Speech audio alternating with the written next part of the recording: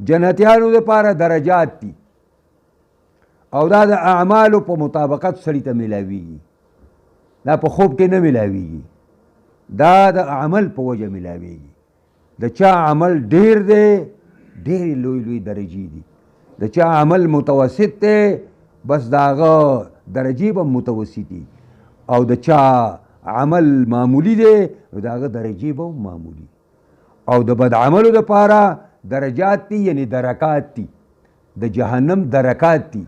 جهنم چې دی نو دا د رټ کوی په شانتې لاندې به ځي، طبقې دي پکې لاندې ووه، او جنت کې به بره چتونو ته به خیجې بره به روانې. درجات بره تلو ته وایي، درکات لاندې تلو ته ویلی کېږي.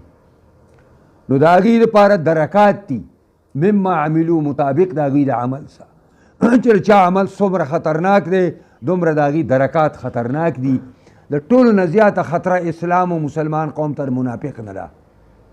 دا درې اویا کاله چې وشو او پاکستان د شریعت نه محروم دی، حالانکه پاکستان د شریعت په نوم ساز شوی دی. نو دا دلته امریکې بند کړی دی، انګریزانو خو بسترې ګول کړې لاړې، د هغې درې اویا کاله وشو، هغه خو تلي دي تښتېدلي دي بې غیرته، هغې شریعت بند کړی و. خو هغې چې تلل نو خپل وفادار شاګردانو ته اختیارات به دې ملک ورکړل، خپل وفادار شاګردانو ته چې د هغې بوټان به یې پالش کول او د هغې اسونه به یې خراره کول، هغه خلکو ته یې د دې ملک واګې ورکړې. او د نن ورځې پورې دا خلکو واګې د دې ملک د هغه خلکو په لاس کې دي.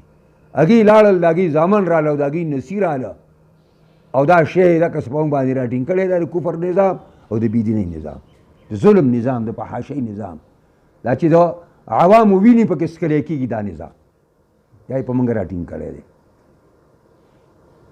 نو منافق د ټولو نه زیات خطرناک دی. که امریکا راله دا د 20 کاله په افغانستان کې تیر کړه، روس راغی ډېره زمانې په افغانستان کې په شرم باندې لاړل، هغه یې خلک ته آزاد شو. خو د منافق نه به موږ د قیامت د ورځې پورې مزاد نه شو. زموږ د ازادۍ سوال نه پیدا کېږي چې دا منافقان دي څو پوري خدای دې په دې وبا راولي، وبا دې په الله راولي، هسې خو د دې نه خلاصېږو موږ.